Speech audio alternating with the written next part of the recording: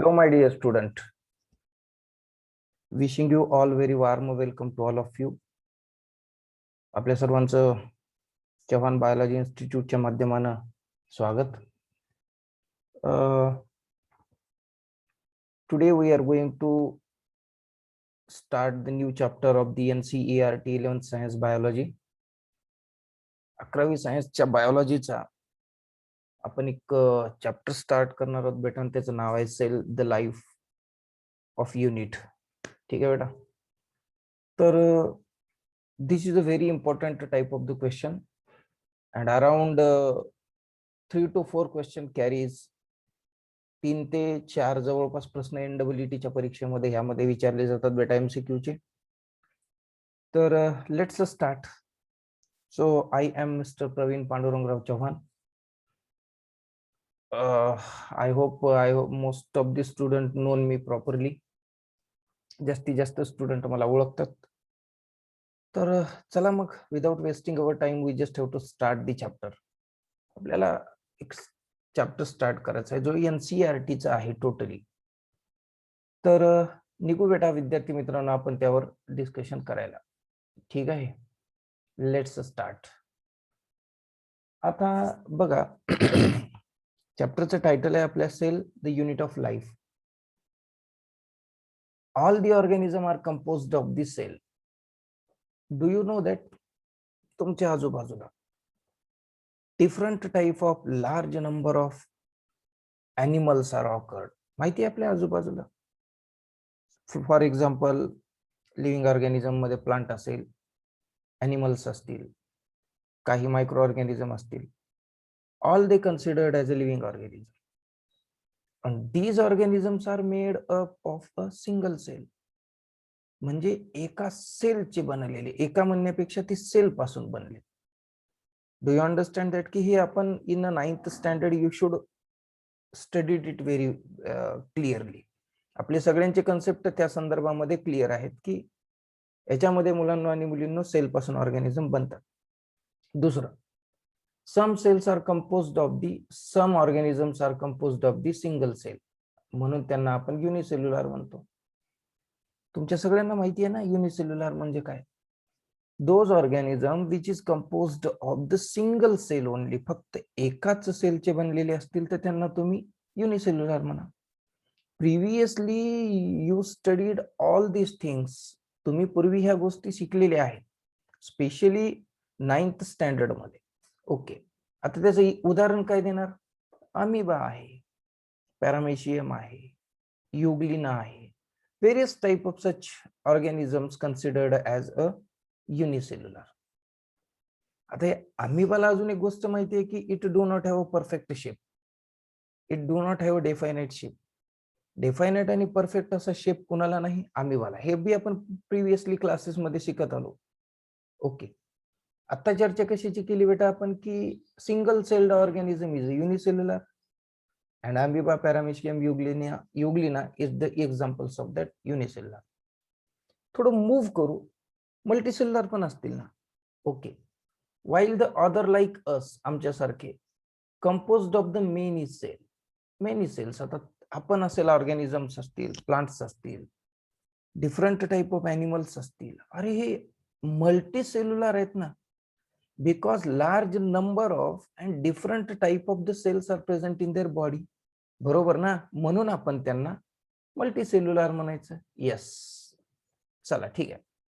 आता युनिसेल्युलरच्या काही प्रॉपर्टीज किंवा युनिसेल्युलरचे काही फीचर्स काय असतात, ते काय करू शकतात. ठीक आहे. युनिसेल्युलर मुलांना आणि मुलींना मला हे सांगायचं बेटा, unicellular organism are composed of or are capable of independent existence. Independent means they are mostly capable to produce their own food material. They are not depending upon other organism. They have their own independent existence. स्वतःच स्वतंत्र अस्तित्व आहे त्यांना. कुणाला? त्या unicellular ऑर्गॅनिझमला. ठीक आहे बेटा. चलो, आणि मोस्टली काही पॅरासाइटिक लाईफ पण जगतात आणि काही इंडिपेंडेंट लाईफ पण जगतात. Okay, performing the essential function of life. आणि इसेन्शियल फंक्शन्स जे आहेत ते लाईफचे ते करतात. बट आता त्यांच्या लाईफमध्ये इसेन्शियल फंक्शन्स काय आहेत? आता एक सेल म्हणल्यानंतर different type of the functions they have in their life. खूप प्रकारचे फंक्शन्स आहेत. तर ते फंक्शन ते करतात, कॅज्युअली करतात, ते करायलाच पाहिजे. Okay, these are the two important type of the features. कुणाचे? युनिसेल्युलर ऑर्गॅनिझमचे. लक्षात आलं असेल. ठीक आहे. त्यानंतर पुढे anything less than the complete structure of the cell. आता सेलचं स्ट्रक्चर तर आपण शिकणारच आहोत. सेलच्या स्ट्रक्चर पेक्षा कमी, anything less than the complete structure of the cell does not ensure the independent living. मग ते इंडिपेंडेंट लिव्हिंग देतात किंवा इंडिपेंडेंटली ते लाईव्ह करतात, जगतात, हे अजिबात एन्श्युअर नाही, याची खात्रीच नाही. कारण लिव्हिंग वर्ल्ड मध्ये, my dear student, living world मध्ये काय नाही बेटा, तर most important thing is that की लिव्हिंग वर्ल्ड मध्ये अजिबात आपल्याला त्यांना इंडिपेंडेंट जगता येत नाही, जे सेलच्या स्ट्रक्चर पेक्षा छोटे असतात. म्हणजे लिव्हिंग वर्ल्ड मध्ये सेलच्या स्ट्रक्चर पेक्षा छोटं काही असतं असं मानलं जात नाही. Do you understand? Anything less than the complete structure of the cell does not एन्श्युअरच करत नाहीत की independent living. I hope you should understand. चला, हेन्स मग आता काय झालं, कुठे येऊन पोहोचलो? If anything less than the complete structure of the cell, it means that की nothing is the less than of that आपल्या कोण? सेल. मग आता सेलच्या पुढेच निघायचंय ना, तर finally we should reach at the definition of that cell. काय डेफिनेशन आहे? Fundamental structural and functional unit of all living organism. जेवढे काही ह्या विश्वामध्ये लिव्हिंग ऑर्गॅनिझम आहेत, त्या लिव्हिंग ऑर्गॅनिझम मध्ये fundamental structural and functional unit आहेत, तेच म्हणजे सेल आहे. ओके बेटा, चलो, म्हणून ही अशी सेलची व्याख्या सांगायची, fundamental structural and functional unit of all living organism. ठीक आहे. चलो, तो लेट्स स्टार्ट. आता काय करायचंय की आपल्याला काही सायंटिस्ट आहेत, त्या सायंटिस्ट बद्दल थोडी, चला, तर आपण काय बघणार आहेत आता की सायंटिस्ट अँड देअर डिस्कव्हरी. आपल्याला ह्या चॅप्टर मध्ये खूप सायंटिस्ट आहेत आणि what kind of the discover it also mention in that chapter. So we need to learn it very carefully in the sense of that MCQ exam, specially NEET असेल, MEET नीट असेल, AIPMT असेल, AIIMS असेल, अशा सर्व प्रकारच्या परीक्षांसाठी आपल्याला फार केअरफुली अभ्यास करायचा आहे. चलो, let's start my dear student. आता करू काय? सायन्स, आपले जे सायंटिस्ट आहेत and their discoveries. So who is the first scientist? This is the Robert Hooke. आपल्याला राईट साइडला आपले रॉबर्ट हुक साहेब दिसतात आणि त्यांच्या शेजारी त्यांनी एक लिहिलेलं पुस्तक पण दाखवलेलं आहे, त्याचं नाव आहे मायक्रोग्राफिया. ओके बेटा, let's start. Robert Hooke 1665. Robert Hooke in his book, त्या बुकचं नाव आहे मायक्रोग्राफिया. बेटा, that question likely to be framed in the NEET exam, AIIMS exam, AIPMT, AFMC, JIPMER, खूप परीक्षा आहे. तर प्रश्न काय येईल की who return the book Micrographia? Micrographia book कुणी रिटर्न केली? आमच्या रॉबर्ट हुक साहेबांना. ठीक आहे. Coin the term cell from the cellulae. मुलांना आणि मुलींनो, बेटा, ही जी मायक्रोग्राफिया आहे त्या बुक मध्ये सेल नावाच्या शब्दाचा उल्लेख आहे आणि that cell word arised from the word cellulae. Cellulae पासून तो शब्द प्रयोग झालेला आहे. मायक्रोग्राफिया, रॉबर्ट हुक, लक्षात ठेवणे. He first observe cell in the piece of the cork, dead cell. बघा, MCQ ला परत एक प्रश्न येतो की रॉबर्ट हुकने piece of the cork he dead cell, first dead cell observe केलेली आहे. MCQ ला प्रश्न विचारला जाईल की who observe the first cell. मग आता ती डेड सेल होती कारण ती कॉर्क मध्ये होते. प्लांट सेल आहे बेटा ती. ठीक आहे, ती प्लांट सेल आहे. चलो, ठीक आहे. He observe the cell in the piece of the cork. ठीक आहे, कॉर्क याने एक प्लांट सेल मध्ये आहे. त्यानंतर दुसरे सायंटिस्ट आहेत अँटोन व्हॉन लिव्हेनहोक. आता अँटोन व्हॉन लिव्हेनहोक यांनी काय केलेलं आहे बघू. त्यानंतर बेटा पुढे निघायचं आपल्याला. He was the first Anton von Leeuwenhoek he first saw and described the live single cell. बापरे, आता डेड सेल कुणी पाहिली? रॉबर्ट हुकने. सेल नाव कुणी दिलं? रॉबर्ट हुकने. कधी दिलं? 1665. Book of the name of the Robert Hooke कोणती? Micrographia. That was the dead cell. Now the live single cell first saw and described the organism, single celled organism, animalcule. आता animalcule चा सुद्धा कुणी काय केलेलं आहे तर डिस्कव्हरी केलेली आहे, हे आपण लक्षात ठेवणं गरजेचं आहे. कुणी? अँटोन व्हॉन लिव्हेनहोकनं काय केलं? सॉ केली, पाहिली आणि डिस्क्राईब केलं पहिला सिंगल सेल्ड ऑर्गॅनिझम ज्याचं नाव होतं animalcule. Now we refer to as a micro organism. My dear student, today we known that animalcule as a microorganism. आम्ही आज भी ती microorganism. Animalcule is the oldest term useful for the microorganism.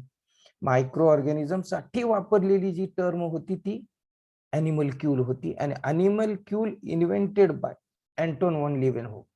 Anton von Leeuwenhoek नावाच्या शास्त्रज्ञाने ती जी term आहे, जिचं नाव आहे animalcule, ही invent केलेली आहे. एमसीक्यू साठी डोक्यात ठेवा. He is known as the father of microbiology.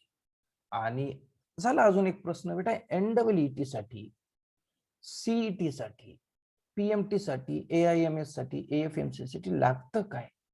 You are become able to made the MCQ on every line. Every line वर तुम्हाला MCQ घ्यायचा आहे. आणि more than 90% the question framed in the exam line to line from the NCERT book. किती? 90% जास्त. आणि 10% around म्हणजे जवळपास 2-3-4 प्रश्न तुम्हाला आजूबाजूचे एक अंदाजानं लावायचे आहेत. तर याचा अर्थ असा आहे की how important that you need to focus on the NCERT book. Line to line हे बघायचं. सगळीकडे जा, भारत देशात तुम्हाला हेच सांगितलं जातं की you are just try to focus mostly on the NCERT book. जास्तीत जास्त तिथं फोकस करा. सगळं काही शक्य आहे, पॉसिबल आहे. ठीक आहे, चलो. विश्वास फार गरजेचा आहे. कुठे पण करू शकता, अडचण काहीच नाही. चलो नंतर नाही. Robert brown, third scientist, discovered the nucleus. MCQ. Robert brown काय डिस्कवर केला? न्यूक्लियस. प्रश्न काय? हु डिस्कवर्ड द न्यूक्लियस? किंवा nucleus was discovered by Robert brown. प्रश्न कुठलाही विचारा, न्यूक्लियस डोक्यात ठेवा, विषय the end. The invention of the microscope and its improvement. आता इन्व्हेन्शन म्हणजे काय रे बेटा? शोध. मायक्रोस्कोपचा शोध लागला आणि त्याच्यामध्ये इम्प्रूव्हमेंट झालं, leading to the electron microscope. आणि त्यापासूनच मग इलेक्ट्रॉन मायक्रोस्कोप लीड झाला. आणि त्या इलेक्ट्रॉन मायक्रोस्कोपनं लीड केलेला आहे all the structural detail of the cell. सेलचे जेवढे काही स्ट्रक्चर्स आहेत, आज आपल्याला सेलचे ज्या डिटेल स्ट्रक्चर बद्दल माहिती आहे, that information only of due to the electron microscope. Electron microscope मुळेच आपल्याला तेवढी सगळी माहिती आहे. ठीक आहे बेटा, चलो आगे बढ़ते. पुढे आपल्याला जाऊन असं सांगायचं, सेल थिअरीच्या बद्दल अभ्यास करायचा. सेल थिअरीच्या बद्दल अभ्यास.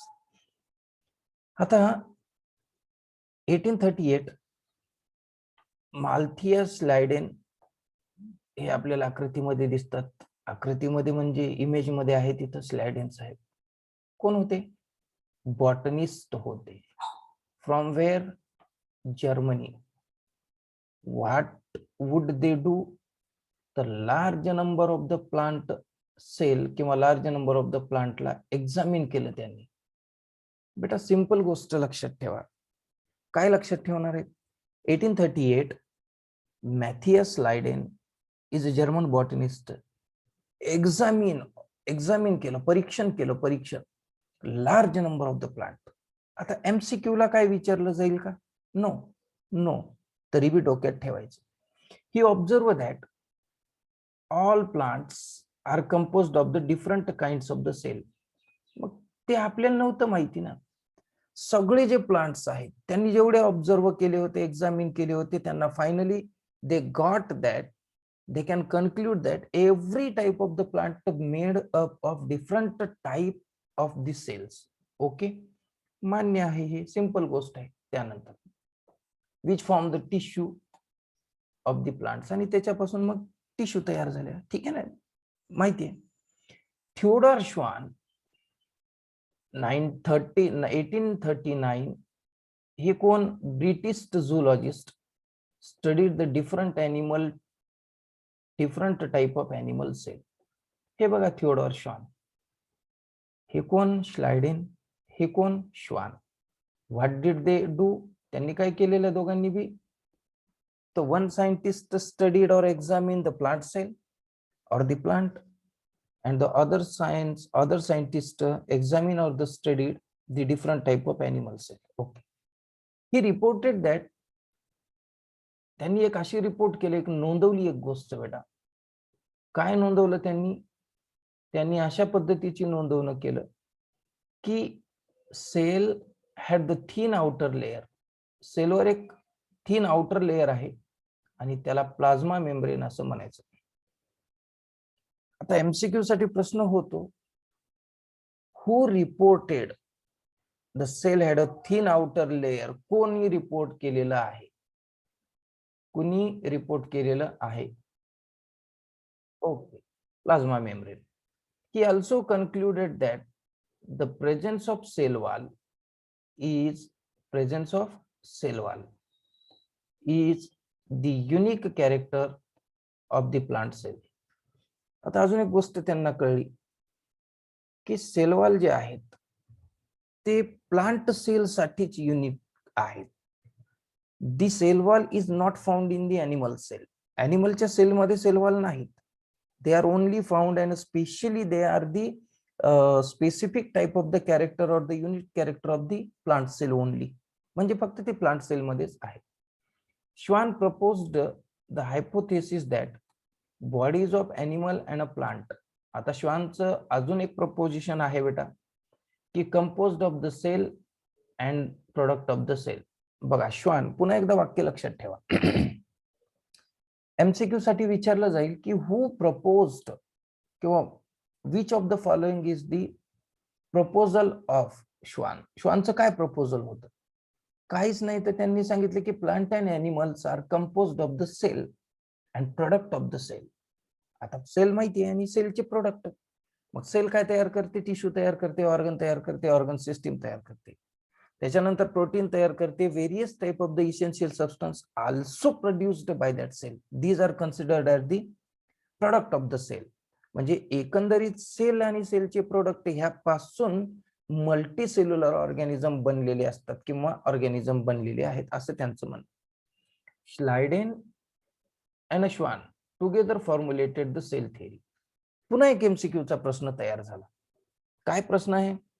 हु formulated the cell theory? Cell theory कोणी फॉर्म्युलेट केली?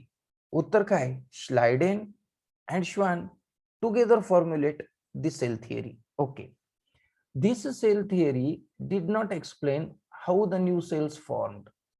आता ह्या सेल थेअरीचे काही डिमेरिट्स होते, काही ड्रॉबॅक होते.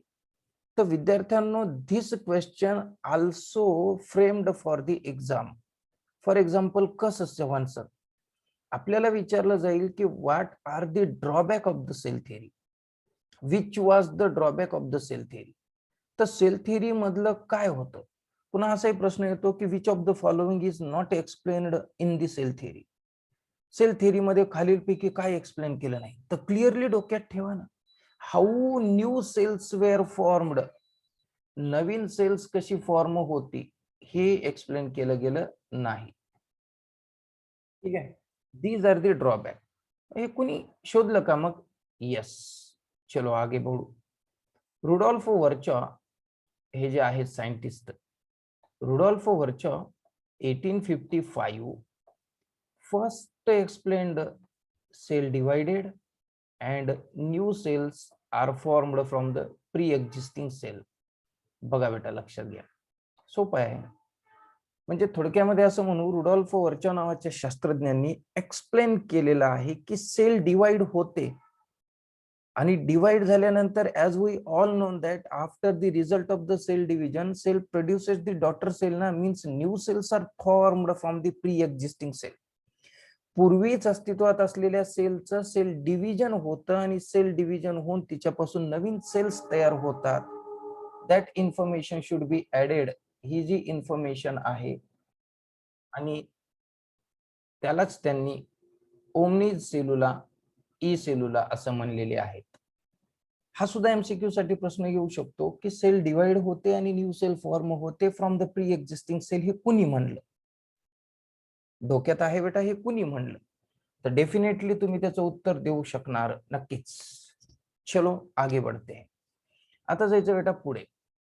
आणि he modified the hypothesis of the Schleiden and Schwann. श्वानचं आणि स्लाइडेनचं जे हायपोथेसिस होते त्याला थोडंसं मॉडिफाय केलं त्यांनी. मॉडिफाय करून काय सांगितलं बेटा? फायनल शेप दिला सेल थेरीला, फायनल आकार. आणि त्याच्यानंतर त्या सेल थेरीमध्ये चेंज झालेले नाही. Cell theory as a understood today is, आज जी सेल थेरी आपण अभ्यास करतोय किंवा आज करणार आहेत आपण अभ्यास, तर ती सेल थेरी अशी आहे. एक, ऑल द लिव्हिंग ऑर्गॅनिझम. आता लिव्हिंग ऑर्गॅनिझम सर्व कंपोज झालेले सेल आणि प्रोडक्ट ऑफ द सेल पासून. डोक्यात ठेवाल ना तुम्ही पण, सेल आणि सेलचे प्रोडक्ट. सेल सगळ्यांना माहिती आहे आणि सेलचे प्रोडक्ट कोणते आहेत हे बी माहिती असणं गरजेचं आहे, एमसीक्यू साठी गरजेचं. आता cell different type of the substances बनवते. प्रोटीन असेल, म्हणजे एखादी बॉडी बिल्ड करायसाठी जे सबस्टन्सेस पाहिजे ती सेल बनवते, त्याला त्याचे प्रोडक्ट म्हणायचे. तसेच सेल पासून टिश्यू बनणे, ऑर्गन बनणे, ऑर्गन सिस्टीम बनणे, हे पण प्रोडक्टच आहेत ना. तर असे प्रोडक्ट, सेल आणि सेलच्या प्रोडक्टमुळे ऑर्गॅनिझम बनतो असं त्यांना म्हणायचे. आणि ऑल सेल अराइज, जेवढ्या काही नवीन सेल तयार होणार आहेत त्या सेलसाठी आपण सेल तर डायरेक्ट कधीच तयार करत नाही. That cells are arise from the pre existing cell. म्हणजे प्री आणि पूर्वीच अस्तित्वात असलेल्या सेलच डिव्हिजन होऊन नवीन सेल बनणे, याला प्री एक्झिस्टिंग सेल असे म्हणू. प्री एक्झिस्टिंग, पूर्वी अस्तित्व. ठीक आहे. आता जाऊ बेटा, ओव्हरव्ह्यू ऑफ द सेल काय आहे त्याची चर्चा करू. चला. Onion cell which is a typical plant cell. Onion माहिती आहे, कांदा. यस, त्याची cell, typical cell has a distinct cell wall. Distinct cell wall आहे. हे बघा बेटा, आपल्या इथं ती ओनियनची सेल आहे. इथं हे आपल्याला कॉर्क सेल म्हणायचे थोडक्यात, याला कॉर्क सेल. ठीक आहे. त्याच्यानंतर as it's a outer boundary just within it the cell membrane.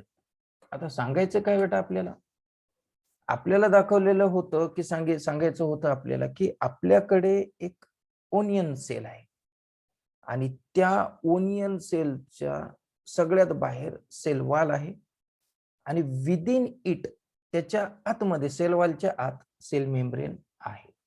ठीक आहे बेटा. चलो, त्याच्यानंतर the cell of the human cheek. आता आपल्या समोर ह्युमन चिकच्या सेल आहेत गालावरच्या. ठीक आहे. है ना, outer membrane as the delimiting structure of the cell. आता आउटर मेम्ब्रेन आणि सगळ्यात बाहेरचं सेल, सगळ्यात बाहेरचं आवरण, आउटर मेम्ब्रेन, ते डिलिमिट करतं स्ट्रक्चर ऑफ द सेलला. म्हणजे लिमिट आहे तिथं. आलं लक्षामध्ये? स्ट्रक्चर ऑफ द सेलला डिलिमिट करणार आउटर मेम्ब्रेन आहे. कुठं? ह्युमन चिक सेल मध्ये. लक्षात येईल रे बेटा, ह्युमन चिक सेल मध्ये delimiting structure of the cell जर कोणी असेल तर आउटर मेम्ब्रेन आहे. इनसाइड द सेल, सेलच्या आत dense membrane bound structure called nucleus. हे बघा इथे दिसतंय आणि जनरली आपण शिकलोय सुद्धा. Every type of the cell mostly have a dense membrane bound structure inside the cell आणि specially located at the centre. Mostly तर त्याला न्यूक्लियस असे म्हणतो बेटा. हे शिकण्यासारखी काहीच गोष्ट नाही, कारण हे तर माहिती आहे. दिस न्यूक्लियस कंटेन क्रोमोसोम. हे पण आपल्याला माहिती आहे, न्यूक्लियस मध्ये क्रोमोसोम असतो. Which in turn content the genetic material DNA. हो बेटा, तेही माहिती आहे, क्रोमोसोमच्या आतमध्ये आपल्याला जेनेटिक मटेरियल आहे. जेनेटिक मटेरियल स्पेशली DNA आहे. माहिती आहे ना, पूर्वीच शिकतोय ना आपण, हे पूर्वीचं, नवीन काही नाही ना. Okay. The cell that have a membrane bound nuclei. ज्या सेलमध्ये मेम्ब्रेन बाउंड न्यूक्लियाय असतो, the nuclei is bounded by the membrane. न्यूक्लियसवर मेम्ब्रेन असतं, अशा सेलला आपण युकॅरियोटिक सेल असे म्हणायचं आहे. युकॅरियोटिक सेल, आता there are different type of the criteria which decide the eukaryotic and prokaryote. But today in this chapter, we are just to learn that when the nucleus having the membrane over it, such a cell is considered as a eukaryote. And those cells nucleus which do not covered by the membrane, okay, where cell that lack a membrane bound nucleus, ज्या sale मध्ये membrane bound nucleus नाही, सच sale is a प्रोकॅरियोट. अशा सेलला आपण prokaryote म्हणायचं. चला, in prokaryote and eukaryote, specially semi fluid matrix, ज्याला म्हणतो cytoplasm, occupy the volume of the cell. आता सगळ्यांना हे माहिती आहे बेटा, नवीन काय आहे मला सांगा.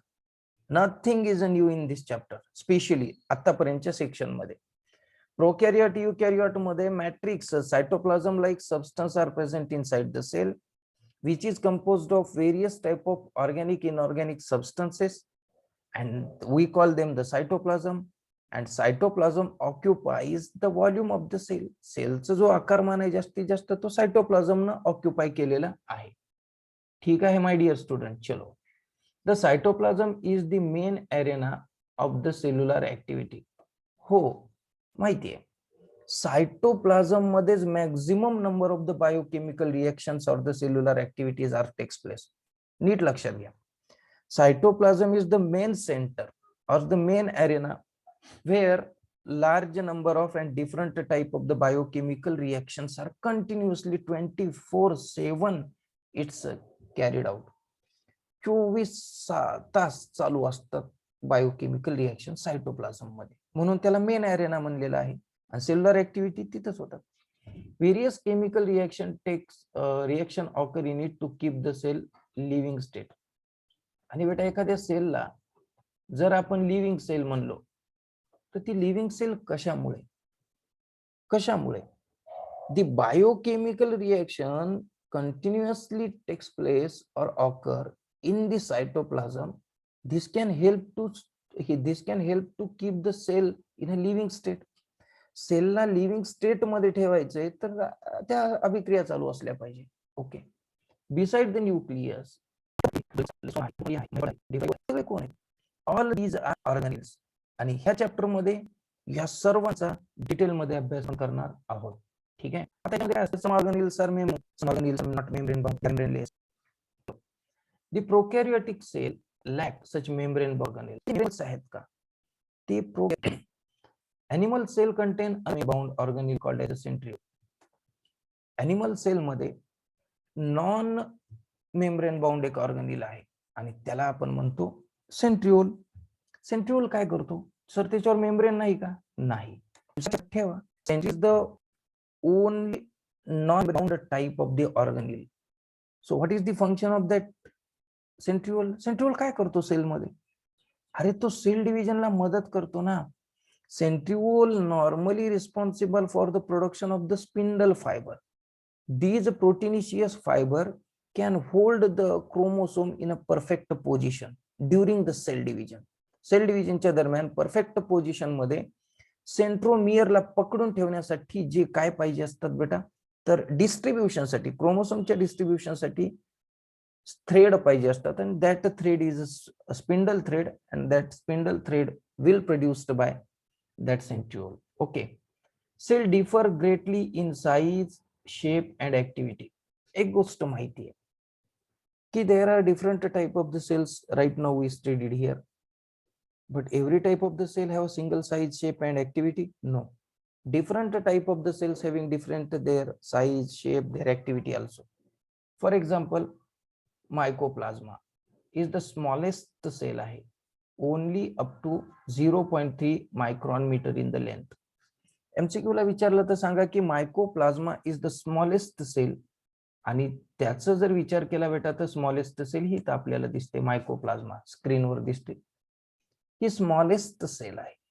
ओके, आगे दुसरी, while the bacteria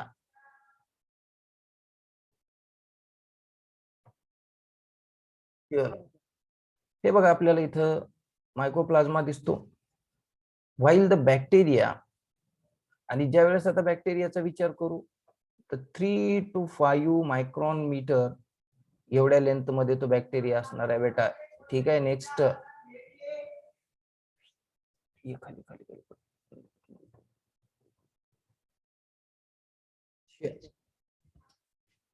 largest isolated sale जी आहे, लार्जेस्ट असणारी आयसोलेटेड सेल जी आहे सिंगल सेल, तिला एग ऑफ द ऑस्ट्रिच असं कन्सिडर करतात.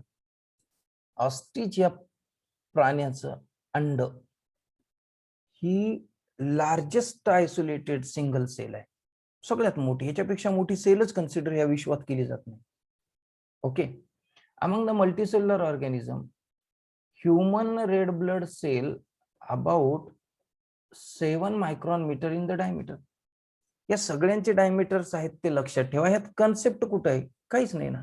चलो, nerve cell are the some of the longest cell. हे तर पूर्वी माहिती आहे तुम्हाला की नर्व सेल आपल्या बॉडीतल्या neurons is the longest sale.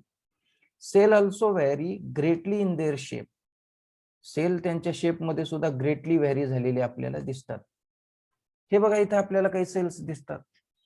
उदाहरणामध्ये इथं ब्लड सेल दिलेले आहेत, व्हाईट सेल्स आहेत, तिथं आरबीसी आहेत, सरफेस स्किन सेल दिसत आहेत, बोनची सेल दिसते, कार्डियक मसल सेल दिसतात, स्केलेटल मसल सेल दिसतात, स्मूथ मसल सेल्स दिसतात, न्यूरॉन दिसते, कॉलमनर इपिथेलियल गॉबलेट सेल्स आहेत.